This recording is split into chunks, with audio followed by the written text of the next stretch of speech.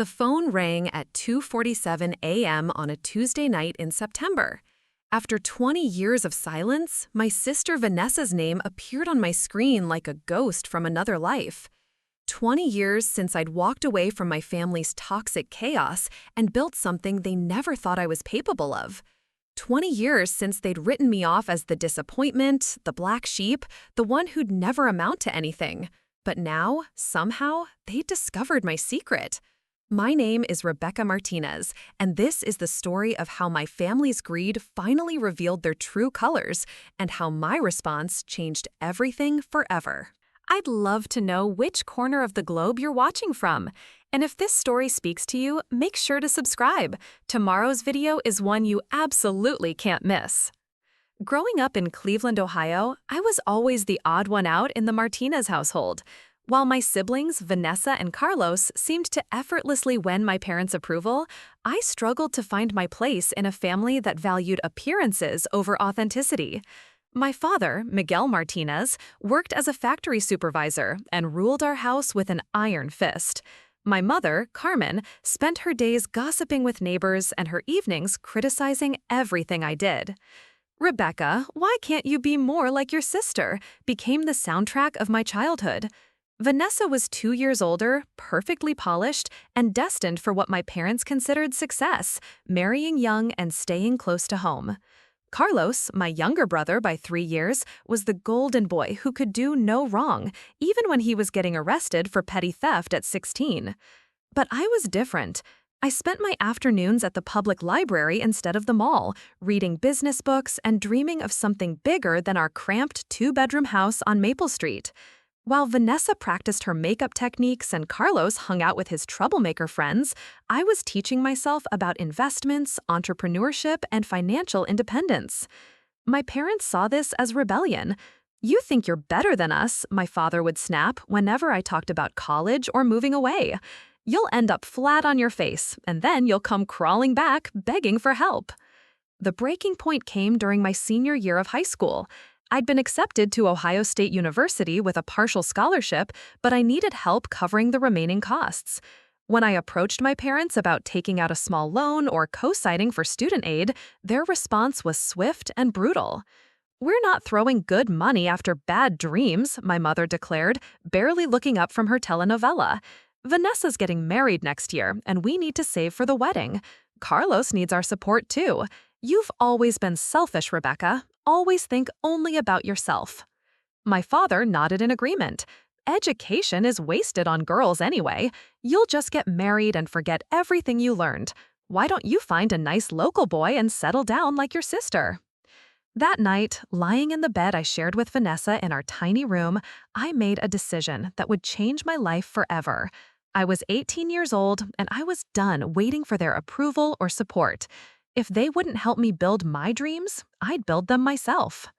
3 weeks before graduation, I took every dollar I'd saved from my part-time job at the local diner, $1,247, and bought a one-way bus ticket to Phoenix, Arizona. I chose Phoenix randomly, pointing out a map with my eyes closed. It was far enough away to start fresh, warm enough to sleep outside if necessary, and big enough to offer opportunities. I left a note on my pillow explaining my decision. I told them I loved them, but couldn't stay in a place where my dreams were seen as threats. I promised to call once I got settled, hoping that distance might heal the wounds between us.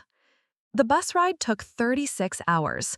I spent those hours staring out the window, watching the landscape change from the industrial gray of Ohio to the desert gold of Arizona, feeling simultaneously terrified and exhilarated. I had no job lined up, no place to stay, and no safety net. But for the first time in my life, I felt free. Phoenix in 2003 was a city of possibilities. The tech boom was creating opportunities everywhere, and the housing market was exploding. I found a tiny studio apartment in a rough neighborhood for $400 a month and took the first job I could find, night shift data entry at a growing telecommunications company called Desert Connect Solutions. The work was mind-numbing, but it paid $12 an hour, and more importantly, it gave me access to the internet and exposure to the business world I'd only read about in books. During my breaks, I'd research investment strategies, read about successful entrepreneurs, and study market trends. I lived on ramen noodles and peanut butter sandwiches, saving every possible penny. My coworkers thought I was crazy. "You're 18, Rebecca," my cubicle neighbor Sandra would say. "You should be out partying, not reading financial reports at 3 a.m." But I had a plan, and that plan required sacrifice. Within 6 months, I'd saved $3,000. Instead of moving to a better apartment or buying new clothes, I opened my first investment account. I started small, buying shares in companies I'd researched obsessively. Some picks were winners, others were disasters, but each trade taught me something valuable. Meanwhile, my attempts to reconnect with my family were met with cold shoulders and harsh words. When I called home for the first time after 3 months, my mother's voice was icy. "So you finally decided to check in on the family you abandoned? We're doing fine without you. Thank you very much." My father got on the phone briefly, just long enough to say, "When you're ready to apologize for your selfishness and come home, we'll talk. Until then, don't waste our time with these calls." Vanessa's wedding came and went without me. I sent a gift, a modest picture frame I could barely afford, but received no acknowledgement. Carlos graduated high school that same year and immediately got arrested again, this time for drug possession. When I called to offer support, my mother hung up on me. "You made your choice," she said before the line went dead. "Don't pretend to care now." The rejection stung, but it also fueled my determination. If my family wanted to write me off, I'd prove them wrong in ways they couldn't ignore. I threw myself deeper into my work and my investments, studying market patterns with the intensity of a scholar preparing for the most important exam of her life. By my second year in Phoenix, my investment portfolio had grown to $15,000. I'd also been promoted twice at Desert Connect Solutions, moving from data entry to junior analyst to assistant project manager. The telecommunications industry was booming, and I was learning from the inside how technology companies operated and where the real opportunities lay. That's when I noticed something interesting about our client database. Many of our biggest corporate customers were struggling with a specific problem: managing remote work communications efficiently. This was 2005, years before remote work became mainstream, but I could see the trend developing. Companies needed better ways to coordinate distributed teams, and the existing solutions were clunky and expensive. I spent my evenings and weekends developing a business plan for a software solution that could streamline remote team communications. I taught myself basic programming through online tutorials, created rough prototypes, and researched the competitive landscape obsessively. The more I dug into it, the more convinced I became that I'd identified a massive market opportunity. But turning that opportunity into reality would require everything I had, and more. The prototype I'd been working on caught the attention of my supervisor at Desert Connect Solutions, a sharp-eyed woman named Patricia Chen, who'd climbed her way up in the tech world during the dot-com era.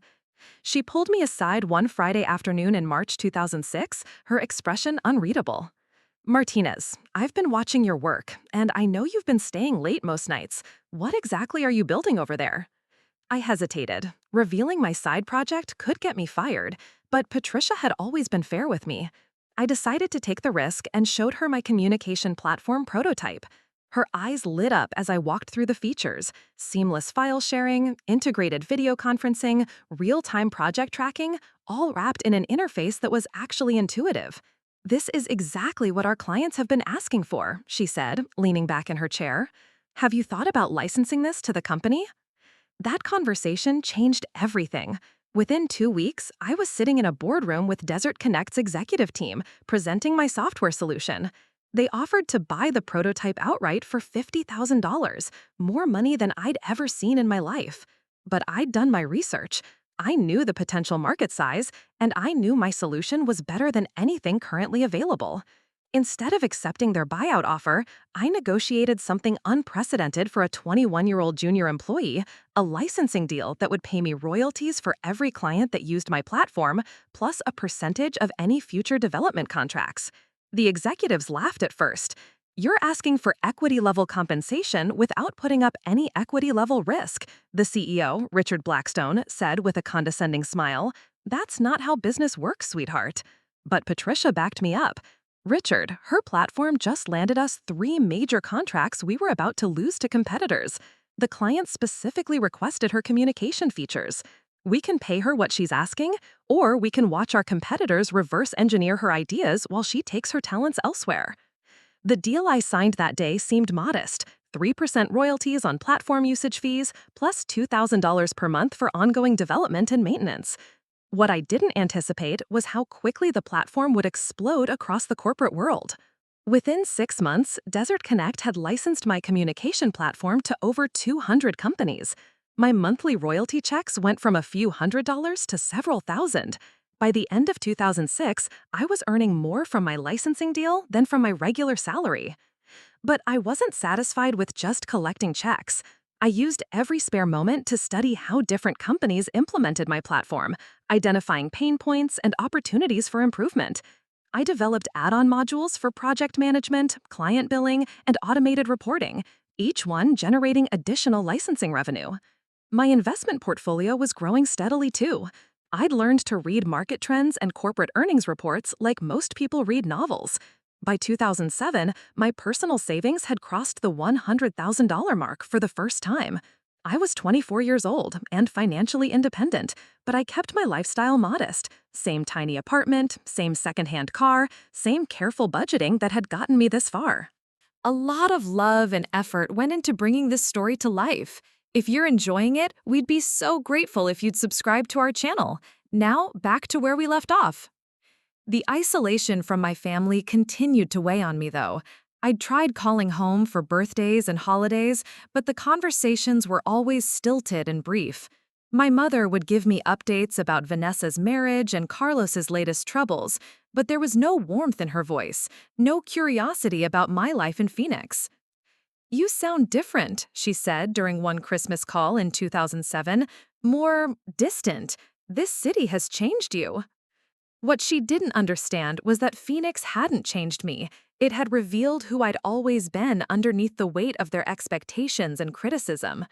But trying to explain that would only create more conflict, so I kept the conversation surface level. The real breakthrough came in early 2008, during the financial crisis that devastated so many people's portfolios. While most investors were panicking and selling everything, I saw opportunity. Companies were desperate to cut costs, and my communication platform offered exactly what they needed: a way to maintain productivity while reducing overhead. Desert Connect's client base tripled during the recession. My royalty payments jumped from $8,000 per month to over $25,000. For the first time, I realized I was approaching genuine wealth, not just financial stability. That's when I made the decision to leave Desert Connect and launch my own company. I'd learned everything I could from the corporate world, and I had enough capital saved to take the entrepreneurial leap I'd been planning since high school.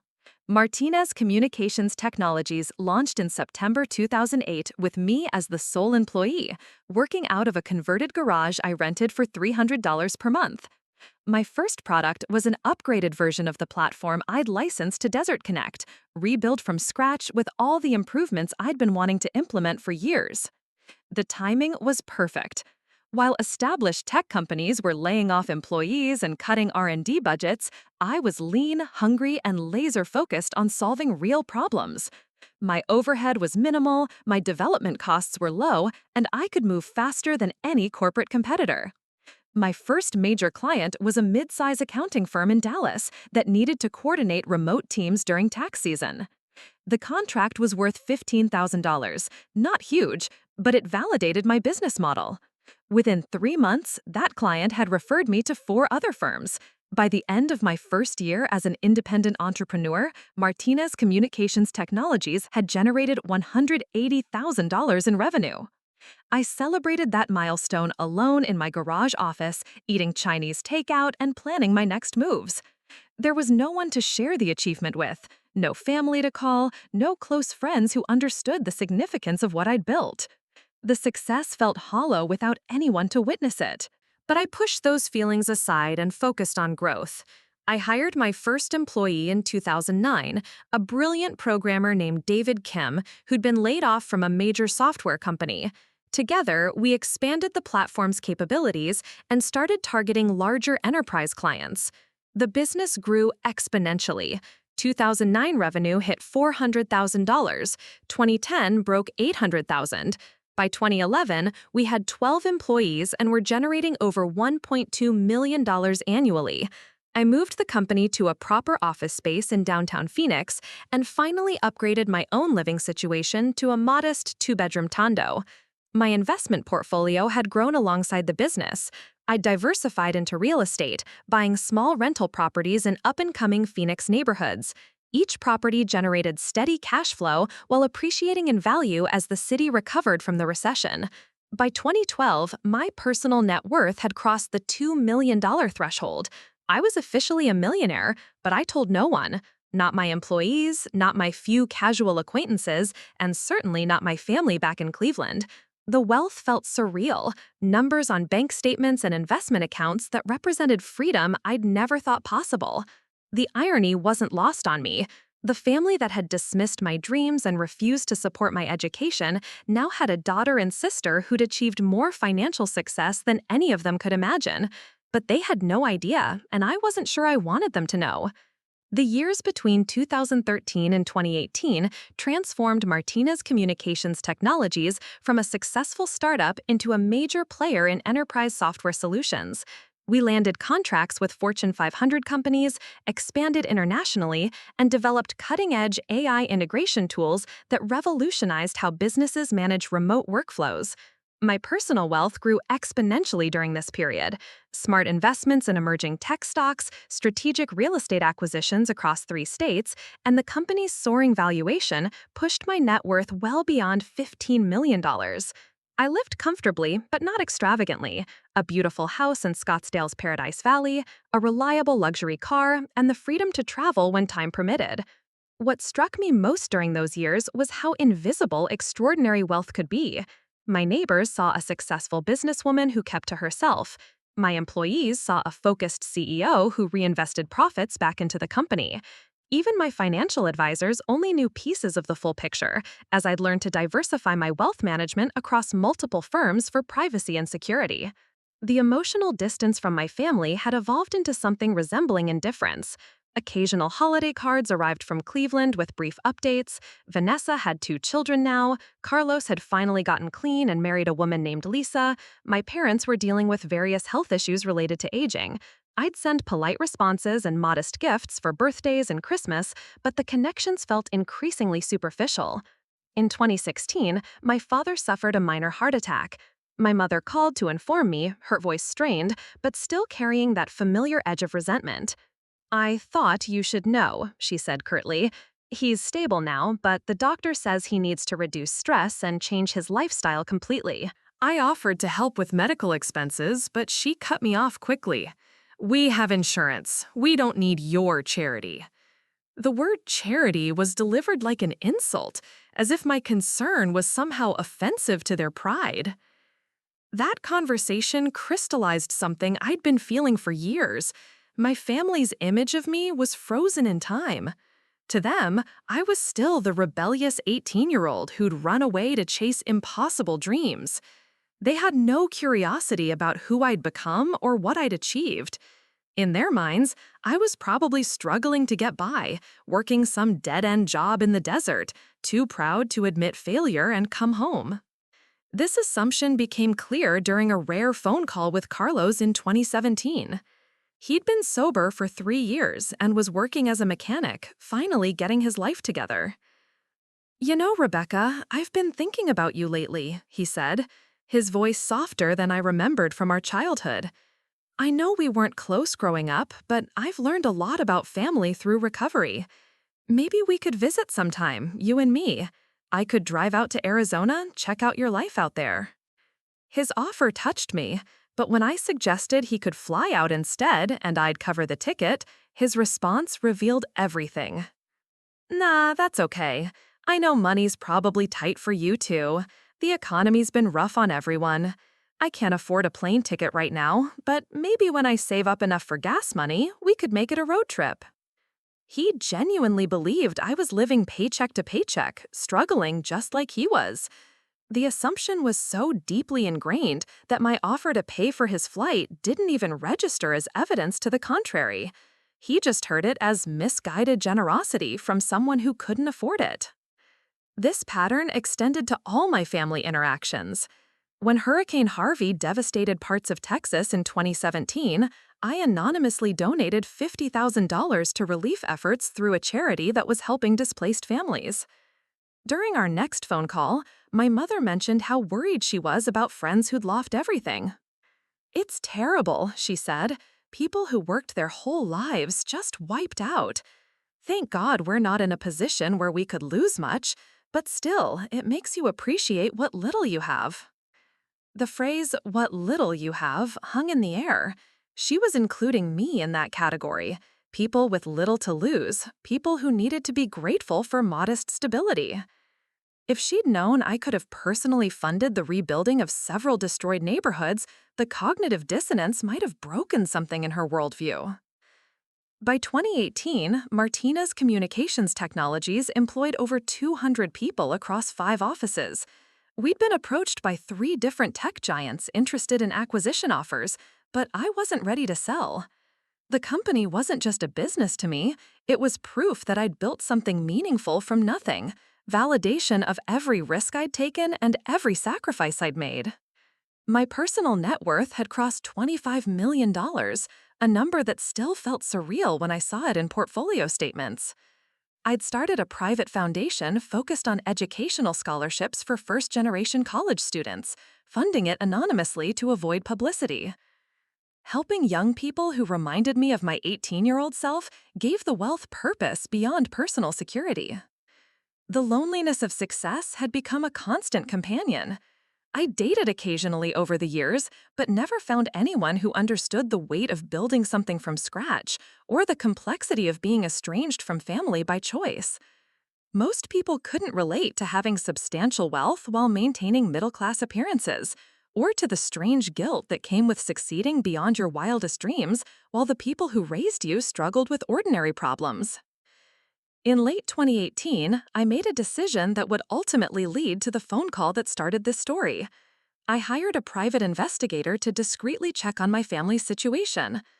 Not because I wanted to reconnect, but because I felt a responsibility to ensure they weren't facing any crises I could help with.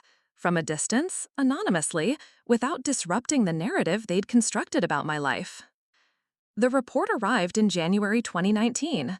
My parents were living in the same house, dealing with mounting medical bills and the reality of retirement on limited savings. Vanessa was divorced, struggling as a single mother of 2, working double shifts at a healthcare facility while pursuing nursing school part-time. Carlos and his wife were doing better. Stable jobs, a small apartment, no major financial stress, but no significant savings either.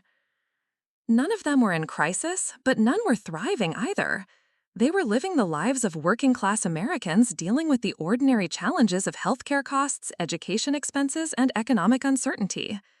Meanwhile, their estranged daughter and sister had the resources to solve every problem they faced, but they had no idea. The investigator's report included one detail that would prove significant later.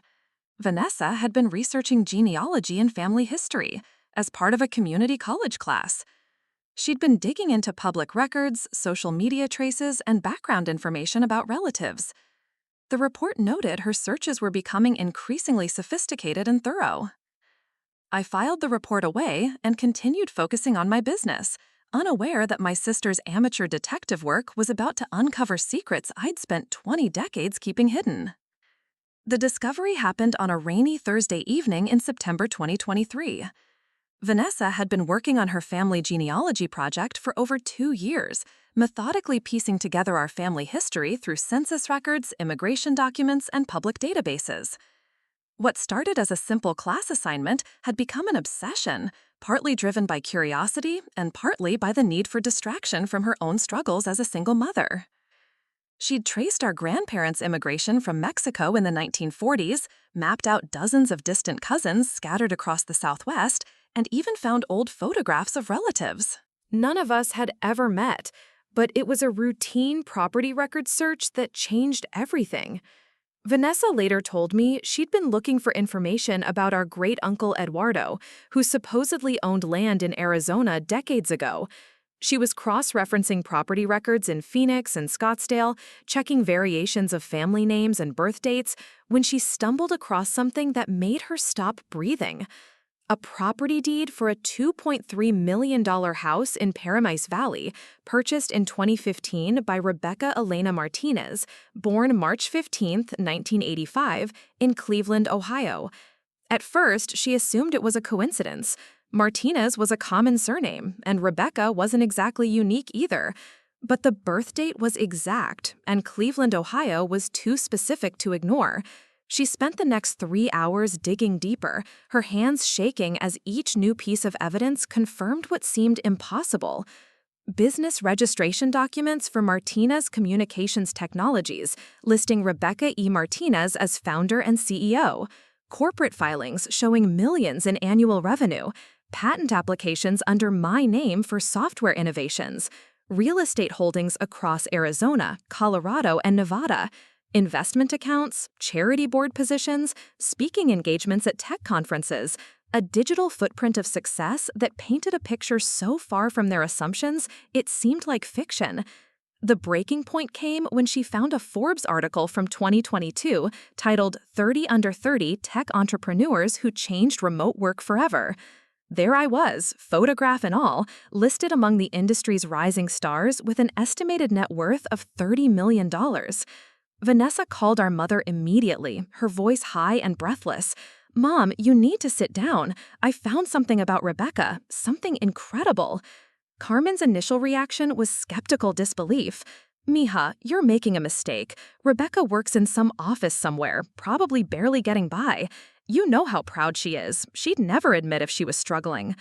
But as Vanessa read the articles, the property records, the business filings, my mother's skepticism crumbled into something much more complex. Shock, yes, but also anger, hurt, and a burning sense of betrayal that would define every conversation that followed. "She's been lying to us," Carmen said, her voice hardening. "All these years, letting us worry about her, letting us think she was struggling like the rest of us, and she's been living like a queen in Arizona. What kind of daughter does that to her family?" The news spread through our small family network within hours. Carlos was working late at the auto shop when Vanessa called him, and he initially laughed at what he thought was an elaborate joke. When he realized she was serious, his reaction was more measured than our mother's, but the undercurrent was the same, confusion mixed with resentment. "I offered to drive out and visit her," he said slowly. "I was worried about her finances when I suggested a road trip instead of flying. She knew I was worried, and she just let me worry. She could have paid for all of us to visit, probably bought us plane tickets without even noticing the expense." My father's reaction was the most complicated. Miguel had always been the family's emotional center, the one who set the tone for how we handled conflict and disappointment. When my mother showed him the Forbes article on her laptop, he stared at my photograph for a long time without speaking. "She looks different," he finally said. "Confidence, like she knows something we don't." He paused, then added quietly, "Maybe she always did." But whatever momentary pride he might have felt was quickly overwhelmed by the family's collective narrative of betrayal. How could their daughter, their sister, achieve such extraordinary success and never share it with them? How could she listen to their struggles with money, health, and basic security, knowing she had the power to solve every problem they faced? The weekend family meeting at my parents' house was unlike anything they'd experienced before. Vanessa brought printed copies of everything she'd found: property records, business articles, patent filings, even photographs from tech conferences where I'd been a featured speaker. They spread the documents across the kitchen table, like evidence in a trial, trying to reconcile this stranger's achievements with their memories of the rebellious teenager who disappeared 20 years ago. "Look at this house," Vanessa said, pointing to real estate photos of my Paradise Valley home. "It has 6 bedrooms, a pool, and mountain views. Meanwhile, I'm sharing a 2-bedroom apartment with my kids, working double shifts just to afford groceries." Carlos was more focused on the business aspects. "She employs over 200 people. That means she's responsible for 200 families' livelihoods, but she couldn't spare a thought for her own family's problems." My mother's anger was the most personal. "I told her about your father's heart attack, about the medical bills, about how hard it is to get by on his disability payments. She offered to help, but when I said we didn't need charity, she just accepted that. She didn't insist, didn't explain that it wouldn't be charity because she has more money than she could spend in 10 lifetimes. The conversation continued for hours, cycling through disbelief, anger, hurt, and a strange kind of calculation. If I had this much wealth, if I'd achieved this level of success, didn't I owe something to the family that raised me? Didn't blood relationships come with financial obligations, especially when the disparity was so extreme? By Sunday evening, they'd reached a consensus that felt like justice to them. I'd been selfish, keeping my success secret while they struggled with ordinary problems I could easily solve. The least I could do now was share some of that wealth with the people who'd given me life, who'd raised me, who deserved to benefit from my good fortune. They spent the following week planning their approach. Vanessa researched my business schedule and found that I'd be speaking at a tech conference in Denver the following month. Carlos suggested they could drive there and confront me in person, but my mother wanted something more direct. We call her, she decided. No games, no surprises. We lay out what we know and what we expect. She owes us honesty and she owes us help. It's time she remembers where she came from and who her real family is. The phone call was scheduled for 2:30 a.m. Phoenix time on a Tuesday night, calculated to catch me off guard and alone. They wanted me vulnerable, unprepared for the confrontation they'd been planning for weeks. None of them anticipated how I would respond. The phone rang at exactly 2:47 a.m., jarring me awake from a deep sleep. I'd been working 16-hour days preparing for a major product launch, and exhaustion had finally caught up with me. When I saw Vanessa's name on the caller ID, my first thought was that someone had died. "Vanessa?" I answered, immediately alert. "What's wrong? Is everyone okay?" "Oh, everyone's fine, Rebecca," she said, her voice carrying a strange tone I couldn't identify, part sweetness, part steel. "In fact, we're all here, Mom, Dad, and Carlos. We're having a little family meeting about you." I could hear voices in the background, the familiar sounds of my childhood home, the creaky kitchen chairs, the hum of the old refrigerator, my mother's whispered coaching. My stomach tightened with a sense of foreboding I hadn't felt in 20 years. A family meeting at 3 in the morning in Cleveland? I sat up in bed, fully awake now. "Vanessa, what's going on?" "We know, Rebecca." Her voice dropped the pretense of pleasantries. "We know everything. Your business, your house, your millions of dollars. We know you've been lying to us for 20 years. The words hit me like a physical blow. After 2 decades of carefully maintained privacy, of living 2 completely separate lives, the secret was out. But what surprised me wasn't the discovery itself. I'd always known this moment might come. What surprised me was the immediate surge of relief I felt, followed quickly by something much darker. "I haven't been lying to anyone," I said carefully. "I just haven't shared details about my life that no one asked about." "No one asked about it?" My mother's voice cut through the phone, sharp with indignation. "I asked about your job, your apartment, how you were managing financially. You let me believe you were struggling like the rest of us." "I told you I was doing fine. I told you I had steady work and a decent place to live. Everything I said was true." "True, but misleading," Carlos interjected, his voice harder than I'd ever heard it. "You knew what we thought, and you let us think it. While we worried about you, while we struggled with Dad's medical bills and Vanessa's divorce, you were sitting on millions of dollars." The conversation was spiraling in a direction I'd feared but somehow never fully prepared for. I could hear the resentment in their voices, the years of accumulated assumptions crystallizing into anger and blame. "Let me understand this correctly," I said, standing up and walking to my kitchen, needing movement to process what was happening. "You called me at 3 in the morning to confront me about being financially successful?" "We called you to talk about responsibility," my father said, his voice carrying that familiar tone of moral authority that had dominated my childhood. "Family responsibility. We raised you, Rebecca. We gave you life, a home, everything we could manage on what little we had. Now you have more than you could spend in 10 lifetimes, and you can't spare anything for the people who made your success possible?" The audacity of the statement stopped me cold. Made my success possible? Dad, you refused to help me with college tuition. You told me education was wasted on girls. Mom hung up on me when I called to offer help with your medical bills. You've spent 20 years treating me like I abandoned you, and now you want to take credit for achievements you actively discouraged? That's not fair, Vanessa jumped in. We were hurt when you left. We didn't know how to handle it. But we're your family, and families help each other. I'm working double shifts, Rebecca. Double shifts while going to nursing school, trying to raise 2 kids alone. Do you know what your monthly house payment could do for my life? And there it is, I said, the final piece of their plan becoming crystal clear. This isn't about honesty or family relationships. This is about money. You found out I have it, and now you want it. We don't want all of it, Carlos said, as if he was being reasonable. We're not greedy people, but you could help us without even noticing the expense. Pay off Dad's medical debt, help Vanessa with her education costs, maybe help me and Lisa buy a decent house. It wouldn't even dent your net worth. I found myself laughing, a sound with no humor in it whatsoever. You've calculated this out, haven't you? You've decided what portion of my life's work you're entitled to.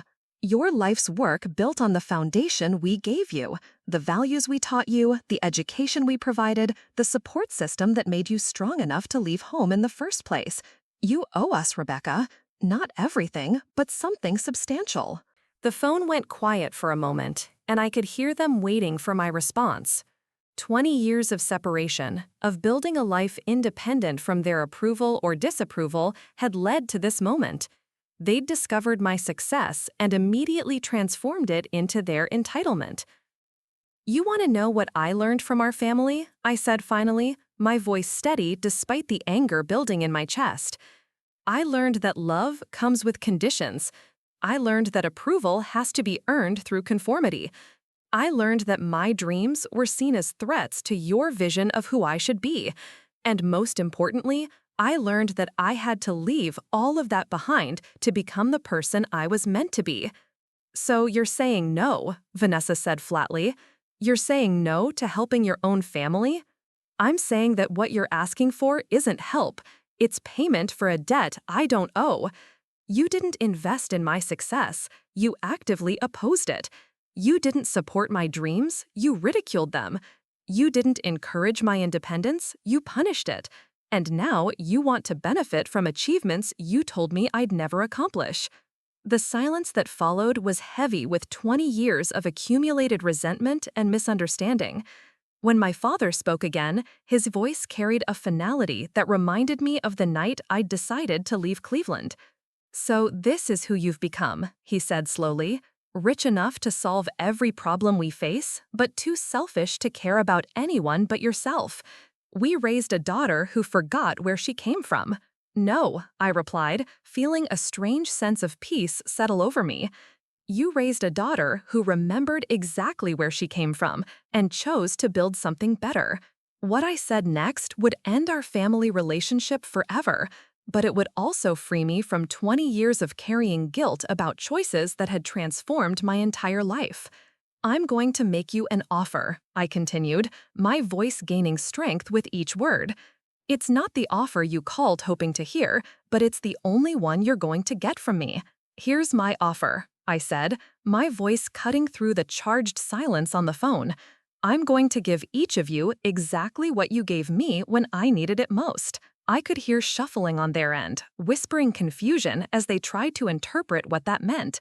Vanessa was the first to speak. What are you talking about? We gave you everything we could when you were growing up. No, I replied calmly. When I needed you most, when I was 18 years old, desperate for help with college, ready to do anything to build a better life, you gave me nothing, worse than nothing. You gave me criticism, discouragement, and rejection. So that's exactly what I'm giving you now. The silence that followed was deafening. I could picture them in that cramped kitchen, looking at each other with a dawning realization that their carefully planned confrontation was not going according to script. But Rebecca, my mother said, her voice cracking slightly, we're family. Blood is thicker than water. You can't just abandon your own people. Blood is thicker than water, I repeated slowly. You know what the full quote is, Mom? The blood of the covenant is thicker than the water of the womb. It means the bonds you choose are stronger than the ones you're born into. I chose to build relationships with people who supported my dreams, encouraged my growth, and celebrated my successes. You chose to dismiss me as a lost cause. I walked out onto my terrace, looking out at the lights of Phoenix sprawling below. 20 years of building this life, and they wanted to reduce it to an obligation I owed them. Let me tell you what I've learned about family since I left Cleveland, I continued. My employees have become more of a family to me than any of you ever were. When David Kim joined my company, he was struggling to support his elderly parents after being laid off. I didn't just give him a job. I gave him equity in the business, helped him relocate his parents to a better care facility, and celebrated when his daughter graduated from MIT. That's what family does. That's different, Carlos protested. He's not your real family. Real family? I laughed, but there was no bitterness in it anymore, just clarity. Real family doesn't call you selfish for pursuing education. The real family doesn't hang up on you when you offer help. A real family doesn't ignore you for 20 years and then suddenly remember you exist when they find out you have money. My father's voice came through the phone, heavy with the authority he'd always used to control family discussions. Rebecca, you're being emotional. We raised you, fed you, clothed you. That creates obligations. Moral obligations that successful people understand. Moral obligations? I could feel something shift inside me. 20 years of suppressed anger finally finding its voice. Dad, let me tell you about moral obligations. When Hurricane Katrina hit, I donated $100,000 to relief efforts. When the wildfires devastated California, I funded the rebuilding of an entire elementary school. When COVID hit, I kept every single one of my employees on full salary, even when revenue dropped by 60%. I funded scholarships for hundreds of first-generation college students, kids who remind me of myself at 18, desperate for someone to believe in their dreams. I paused, letting that sink in. I've donated over $3 million to charitable causes in the past 5 years alone. But according to you, the people who really deserve my money are the ones who told me I'd never accomplish. Vanessa's voice was smaller now, less confident. We didn't know about any of that charitable work. Of course you didn't, because you never asked about my life. You never showed interest in who I'd become or what I cared about. You maintained radio silence for 2 decades, and the only reason you're calling now is because you found out I could solve your financial problems. But we're sorry, she said quickly. We made mistakes when you were young. We didn't understand your dreams. But we can't change the past. We can only work on the future. You're absolutely right, I agreed. We can't change the past, but the future isn't about what you want from me. It's about what you're willing to give to this relationship. And based on tonight's conversation, you're not offering anything except demands and guilt trips. Carlos tried a different approach. Rebecca, think about Dad's health. Think about Vanessa's kids. They're your niece and nephew, even if you've never met them. Think about the medical bills, the student loans, the mortgage payments that keep us up at night. You have the power to change all of that. I do have that power, I acknowledged, and I use it regularly for people and causes I believe in. But here's what you don't understand. Money without respect is just a transaction. You don't want a relationship with me. You want a relationship with my bank account. My mother's voice rose with frustration. So what do you want from us? Groveling? Begging? We're swallowing our pride here, admitting we need help. What more do you want? I want you to understand that the daughter you're talking to tonight is not the scared 18-year-old who left Cleveland 20 years ago. I'm a woman who built a multi-million-dollar company from nothing, who employs hundreds of people, who has earned every dollar through innovation, hard work, and smart decisions. I want you to acknowledge that maybe, just maybe, I knew what I was doing when I left home to chase those impossible dreams. We acknowledge that, my father said quickly. You've been very successful. We're proud of you. Are you? I asked. Or are you proud of my net worth? Because there's a difference. Pride in me would have come with phone calls over the years asking about my business. Congratulations when my company hit major milestones. Interest in my life beyond what I could do for you financially. The conversation had shifted, and I could sense their growing realization that this wasn't going to end with me writing checks to solve their problems. But I wasn't finished. "Here's what's going to happen," I said, my voice taking on the executive tone I used in boardroom negotiations. "I'm going to make a donation tomorrow morning. $50,000 to the Cleveland Community Foundation's Education Fund, specifically earmarked for scholarships for students from working-class families who want to pursue college degrees their parents can't afford." "Rebecca, that's wonderful, but," Vanessa started. "I'm not finished," I cut her off. "I'm also setting up a trust fund, not for any of you, but for your children, Vanessa, your kids and any future grandchildren. The money will be available for education expenses only, tuition, books, housing for college. But there's a condition." "What condition?" she asked suspiciously. "They have to earn it through academic achievement and community service, just like I earned everything I have. And if you or anyone else in the family tries to pressure them to share that money or use it for anything other than their education, the trust gets donated to charity instead." The phone was quiet as they processed this. It wasn't what they'd called for, but it wasn't nothing either. "What about us?" Carlos asked finally. "What about our immediate problems?" "Your immediate problems," I said gently but firmly, "are not my responsibility. You're all healthy adults capable of working and solving your own challenges. I solved mine, and it made me stronger. Figure out yours, and it will make you stronger too." My mother's voice was barely a whisper. "So you're really saying no to your own family?" "I'm saying no to being treated like an ATM by people who only care about my value in dollars and cents. But I'm leaving the door open for something better. If you want a real relationship with me, one based on mutual respect rather than financial obligation, my phone number hasn't changed." "And if we can't afford to call you regularly or visit Arizona?" my father asked, his pride evident even through his hurt. "Dad," I said, and for the first time in 20 years, my voice carried genuine affection when I spoke to him. "If you ever want to call me just to see how I'm doing, or to tell me about something good that happened in your life, or to ask for advice about anything other than money, I'll talk to you for as long as you want. And if you ever decide you'd like to visit the life I built here in Arizona, I'll cover every expense and give you the tour you should have asked for years ago." The silence stretched between us, heavy with 20 years of missed opportunities and fundamental misunderstandings. "But if the only reason you call is because you need money," I continued, "then this conversation is over, and it's going to stay over." What happened next would determine whether I had any family left at all. The silence that followed my ultimatum stretched for nearly 30 seconds, an eternity in a conversation like this. I could hear whispered conferring on their end, urgent voices trying to salvage something from a confrontation that had gone completely off script. Finally, my mother spoke, her voice strained but attempting to sound reasonable. "Rebecca, you're being unrealistic. We can't just pretend the past 20 years didn't happen. We can't start over like strangers."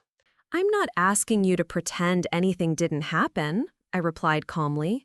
"I'm asking you to acknowledge what did happen. You wrote me off as a failure, and I proved you wrong. You told me my dreams were impossible, and I made them reality. You said I'd come crawling back, and instead, I built a life so successful you didn't even recognize it when you found evidence of it." "But we were wrong," Vanessa said, desperation creeping into her voice. "We admit we were wrong about everything. Doesn't that count for something?" "It counts for exactly what you're making it count for," I said. "If you're admitting you were wrong because you genuinely understand the harm you caused and want to repair our relationship, that's meaningful. If you're admitting you were wrong because you think it's the magic phrase that opens my checkbook, then it's worthless." Carlos tried one last approach, his voice softer than it had been all night. "Rebecca, I know this isn't going the way we planned.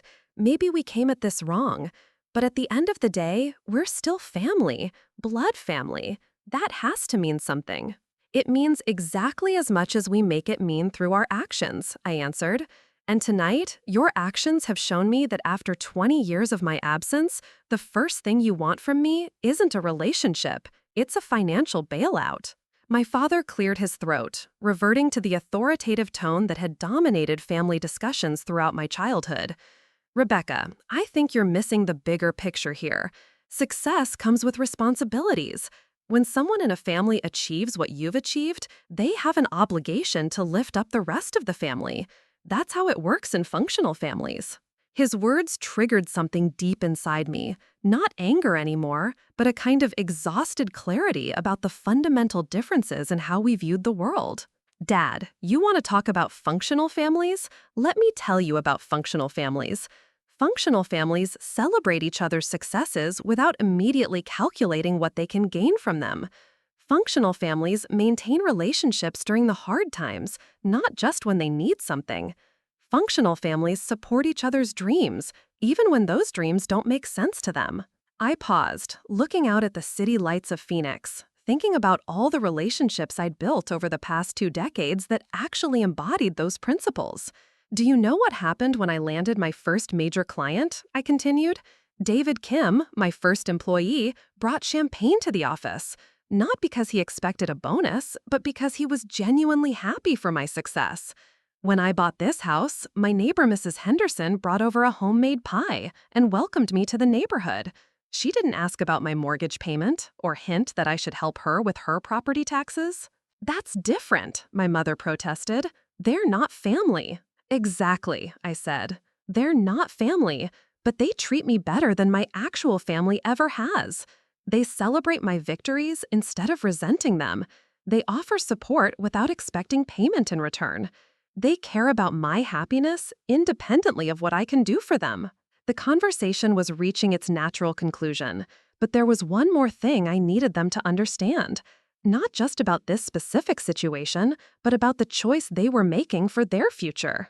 Here's what you don't realize, I said, my voice taking on a tone I'd learned to use when delivering difficult news to business partners.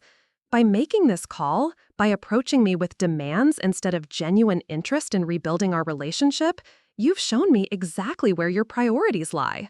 You've demonstrated that I was right to keep my success private, because the moment you found out about it, you turned it into something I owed you. That's not fair, Vanessa said weakly. We just thought. We hoped. You hoped I'd write you checks, I finished for her. And there's nothing wrong with hoping for help when you need it. But there's everything wrong with demanding it from someone you've treated badly. And there's everything wrong with basing your entire renewed interest in a relationship on what you can get out of it financially. I walked back inside my house, settling into the chair where I handled my most important business calls. This conversation deserved the same level of professional clarity I brought to major negotiations. So, here's what happens next, I continued. Tomorrow morning, I'm making those donations I mentioned. $50,000 to the Cleveland Education Fund, and I'm setting up the trust for Vanessa's children. Not because you asked for it, but because helping kids pursue education despite their family's financial limitations is something I believe in deeply. Rebecca, my father started. I'm not finished, I said firmly. After that, I'm changing my phone number. Not because I want to punish you, but because I need to protect myself from future conversations like this one. If you want to contact me after tonight, you'll need to do it through my business website. There's a contact form there. Use it if you ever decide you want a relationship with me that isn't based on what I can give you. You're really going to cut us off completely? Carlos asked, disbelief evident in his voice. I'm giving you a choice, I corrected. You can choose to see me as your long-lost daughter and sister who overcame incredible odds to build something amazing, someone worth having a relationship with because of who she is, or you can continue to see me as a bank account with a family connection. The first choice leads to a relationship. The second choice leads to exactly what you're giving me tonight. Nothing. My mother's voice was small when she spoke again. We thought family meant helping each other. It does, I agreed. But help goes both ways, and relationships require more than just financial support. When I offered to help with Dad's medical bills 3 years ago, you turned me down because you didn't want my charity. Now you want that same money, but not because your circumstances have changed, because your knowledge of my circumstances has changed. The only difference is that now you know I can afford it easily. I could hear one of them crying softly in the background, though I couldn't tell who it was. This is breaking my heart, I continued. And for the first time in the conversation, my voice carried genuine emotion. Not because you need money. I've always known you struggled financially, and I've wanted to help for years. It's breaking my heart because this call has shown me that even after 20 years, you still don't see me as a person worth loving for who I am. That's not true, Vanessa said through what sounded like tears. We do love you. Then prove it, I challenged. Not tonight, not in this conversation, but in how you move forward from here. If you love me as a person, then get to know the person I've become. Ask about my business, my life, my goals, my challenges. Show interest in my successes that goes beyond what they can do for you. Build a relationship with me that would be meaningful even if I was broke. The silence returned, and I knew the conversation had reached its end. There was nothing left to negotiate, nothing left to explain. The choice was entirely theirs now. I need to go, I said finally. I have an early meeting tomorrow, and this conversation has already taken up more emotional energy than I plan to spend tonight. The trust fund for the kids will be set up within the week. Everything else I've said tonight stands. Rebecca, wait, my father said urgently. Don't hang up like this. Don't end it like this. I'm not ending anything, Dad, I replied softly. I'm just refusing to begin something that isn't real. If you ever want to start something real, a genuine relationship based on mutual respect and love, you know how to find me. And if we can't, he asked, if we can't afford to visit Arizona or call you regularly or do the things that relationships require? Dad, I said, and my voice carried all the love and frustration of 20 years of separation. I never needed you to afford anything. I needed you to believe in me. I needed you to support my dreams even when you didn't understand them. I needed you to love me for who I was, not who you wanted me to be. None of that required money. All of it required heart. The phone was quiet, except for the sound of someone crying. My mother, I realized. The offer stands, I said gently. If you ever want a real relationship, I'm here. But it has to be real. It has to be based on love, not need. It has to be about wanting me in your life, not wanting my money in your bank account. We understand, my father said finally, his voice heavy with defeat and something that might have been regret. I hope you do, I replied. I really hope you do. I hung up the phone and sat in the silence of my beautiful home, surrounded by the evidence of a life well lived, but feeling more alone than I had in years. The conversation I'd dreaded for 2 decades was over, but the grief of what it revealed was just beginning. Over the following days, I kept my word on every promise I'd made during that call. The Educational Trust Fund was established with an initial deposit of $500,000, structured to ensure Vanessa's children, and any future grandchildren, would have access to college funding if they maintained good grades and demonstrated community involvement. The Cleveland Community Foundation received their donation, which I designated specifically for first-generation college students from working-class families. I changed my phone number as promised, but kept the same email address, half hoping for some sign that they'd understood what I was really asking for. The website contact form remained empty for weeks. 6 months later, I received my first message through the business website. It wasn't what I expected. The email was from Carlos, and it was brief. Rebecca, I wanted you to know that I've been thinking about our conversation a lot. You were right about some things. I started seeing a counselor to work through family stuff. I'm not ready to ask for a relationship yet because I need to figure out my own issues first. But I wanted you to know that I heard what you said about proving love through actions, not words. I'm working on becoming someone who could actually be a good brother to you, regardless of money. No response needed. Just wanted you to know. I read that email 17 times before responding with a simple, I'm proud of you for doing the hard work. Take all the time you need. I'll be here. 2 years later, Carlos did call, through my business line, asking if he could visit Arizona, not to ask for anything, but to see the life I'd built and to apologize properly for the assumptions he'd made. That visit led to the first genuine relationship I'd had with any family member since leaving Cleveland. My parents and Vanessa never reached out. The last I heard, they were still struggling with the same financial pressures that had motivated their original call, but they'd apparently decided that acknowledging their daughter's success wasn't worth swallowing their pride. Vanessa's children are now in high school, and according to Carlos, they're both excellent students with dreams of college. They don't know about the trust fund yet. That knowledge will come when they're ready to apply for universities. But I hope that when they do learn about it, they'll understand it as something earned through their own efforts, not something given because of family obligation. The isolation I'd felt that night gradually gave way to a different understanding of what family really means. The people who work for my company, who celebrate my successes and support me through challenges, who value me for my character rather than my net worth, those people have become my chosen family.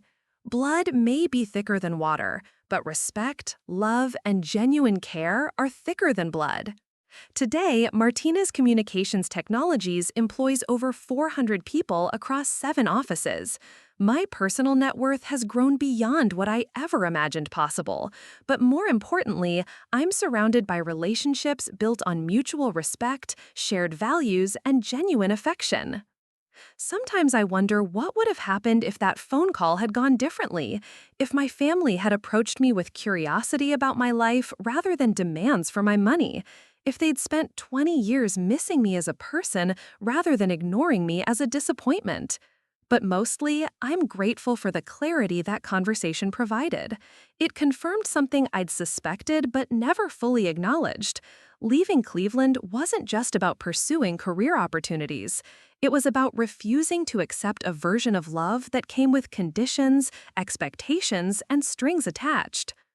The girl who bought that bus ticket to Phoenix with $1,247 in her pocket was looking for more than financial success. She was looking for the freedom to become who she really was, without having to apologize for her dreams or minimize her achievements to make other people comfortable. She found exactly what she was looking for, even if the cost was higher than she'd expected to pay.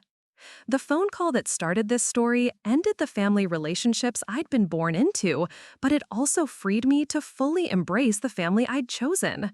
And 20 years after leaving home with nothing but determination and hope, I finally understood that sometimes the greatest gift you can give yourself is the courage to walk away from people who can't love you for who you are. That phone call became a turning point that rippled through every aspect of my life in ways I never anticipated.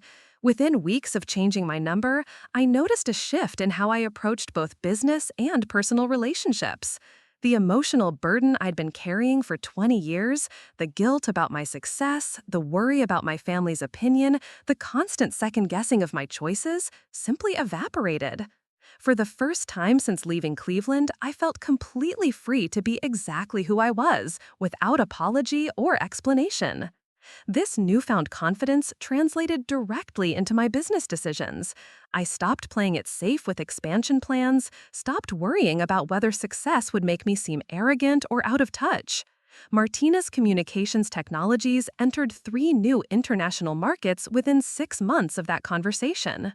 The most unexpected change came in my approach to philanthropy. Instead of making anonymous donations to avoid attention, I began taking public stands on causes I believed in. I established the Martinez Foundation for Educational Equity, specifically designed to support students whose families couldn't or wouldn't support their academic ambitions. The Foundation's first major initiative funded full scholarships for 50 students whose situations mirrored my own at 18, brilliant, determined, but lacking family support for their educational dreams. During the Foundation's launch event in Phoenix, a young woman named Maria Gonzalez approached me afterward. She was 19, working 3 part-time jobs while taking night classes at community college, dreaming of becoming a software engineer but struggling to afford basic necessities, let alone tuition for a 4-year university. "Ms. Martinez," she said nervously, "I read about your story online, about leaving home to pursue your dreams despite your family's objections. I'm in a similar situation, and I wanted to ask, how did you handle the loneliness? How did you deal with knowing your family thought you were making a terrible mistake?" Her question took me back to those early days in Phoenix, sleeping on a mattress on the floor of that tiny studio apartment, eating ramen noodles for weeks at a time, wondering if I'd made the biggest mistake of my life. But it also made me realize how much perspective the years had given me. The loneliness was real, I told her honestly, but I learned to distinguish between being alone and being lonely. Being alone meant I had space to discover who I really was without constantly trying to meet other people's expectations. Being lonely was missing people who had never really seen me for who I was anyway. Maria became the foundation's first scholarship recipient, but more than that, she became like a younger sister to me. Watching her flourish at Arizona State University, seeing her confidence grow as she excelled in her computer science program, reminded me why I'd fought so hard to build something meaningful from my success. The foundation work also connected me with other successful professionals who'd overcome similar family challenges. I discovered an entire network of entrepreneurs, doctors, lawyers, and artists who'd succeeded despite rather than because of their family backgrounds. These connections evolved into some of the most meaningful friendships of my adult life. Dr. Jennifer Park, a cardiovascular surgeon who defied her parents' expectations that she become a housewife, became a close friend and fellow foundation board member. Her story of performing her first heart surgery while her parents still believed she was wasting her time in inappropriate career pursuits resonated deeply with my own experience. The hardest part, Jennifer told me during one of our monthly dinners, wasn't proving them wrong. It was accepting that their approval wasn't necessary for my success to be valid. I spent years waiting for them to acknowledge my achievements, to say they were proud of me. When I finally stopped waiting and started focusing on the patients I was mentoring, the colleagues I was mentoring, the medical advances I was contributing to, that's when I found real fulfillment. Her words echoed my own journey toward emotional independence from my family's validation. The work we were doing through the foundation, the lives we were changing, the barriers we were breaking down, these accomplishments felt more meaningful than any family approval ever could have. 3 years after the phone call, I received an unexpected letter, not through my business website, but addressed to my old name and mailed to Martinez Communications Technologies. The return address was Cleveland, Ohio, but the handwriting was unfamiliar. The letter was from Vanessa's eldest daughter, Isabella, now 16 years old. She'd somehow tracked down my business address and written to thank me for the trust fund she'd recently learned about from a college counselor who'd helped her apply for additional scholarships. "Dear Aunt Rebecca," the letter began, "I know we've never met, and I know there's a complicated history between you and my mom, but I wanted you to know that learning about the education fund you set up changed everything for me. Not just because of the money, though that's incredible, but because it made me realize I have an aunt who believes in education and supports young people's dreams even when their families can't." Isabella went on to describe her academic achievements: a 4.2 GPA, president of the debate team, volunteer work at a local literacy center, and her plans to study international business with a focus on sustainable development. Her letter was articulate, thoughtful, and filled with the kind of ambitious energy I recognized from my own teenage years. "I don't know if it's appropriate for me to write to you directly," she continued, "but I wanted you to know that your story has inspired me. My mom talks about you sometimes, usually when she's frustrated about money, and I know she sees your success differently than I do. To her, it represents something she feels she's missing. To me, it represents what's possible when someone refuses to accept limitations other people place on them." The letter concluded with a request that surprised me. "I would love to learn more about your business and how you built it. Not because I want anything from you, but because I'm interested in entrepreneurship, and you're the only person in my family who's actually done it successfully. If you ever have time for a phone call or video chat, I would be grateful for any advice you could share." I read that letter 5 times before responding, each reading revealing new layers of maturity and insight from a 16-year-old who'd managed to understand something her mother still couldn't grasp. Isabella wasn't approaching me as a potential source of financial support. She was reaching out as one person with ambitious dreams to another who'd achieved them. Our first video call lasted 2 hours. Isabella asked thoughtful questions about market research, customer acquisition, team building, and the personal sacrifices required to build a business from scratch. She took notes throughout our conversation and asked follow-up questions that demonstrated she'd done extensive research on my company before reaching out. "Can I ask you something personal?" she said near the end of our call. "Do you ever regret leaving your family behind to pursue your dreams?" I considered the question carefully before answering. "I regret that it was necessary," I said finally. "I regret that I couldn't find a way to pursue my goals while maintaining close family relationships. But I don't regret the choice itself, because staying would have meant giving up on becoming the person I was meant to be." Isabella nodded thoughtfully. "That makes sense. I hope I never have to make that choice, but if I do, I hope I have the courage to choose myself like you did." Our conversation marked the beginning of a mentoring relationship that filled a gap I hadn't realized existed in my life. Through Isabella, I experienced what it might have been like to have a family member who celebrated my achievements rather than resenting them, who saw my success as inspiration rather than obligation. Isabella's younger brother, Michael, eventually joined our conversations as well. At 14, he was interested in environmental science and sustainable technology, fields where my company had recently begun developing innovative solutions. Both teenagers possessed intellectual curiosity and emotional maturity that stood in stark contrast to their mother's approach to our family situation. The relationship with my niece and nephew created an unexpected bridge to healing some of the pain from my family estrangement. I couldn't change my parents' or siblings' perspectives, but I could influence the next generation's understanding of success, family loyalty, and personal responsibility. During one of our monthly video calls, Isabella mentioned that she'd been accepted to several prestigious universities with full academic scholarships, making the trust fund unnecessary for her undergraduate education. Instead of using the money for herself, she asked if it could be redirected to help other students from her high school who weren't as fortunate.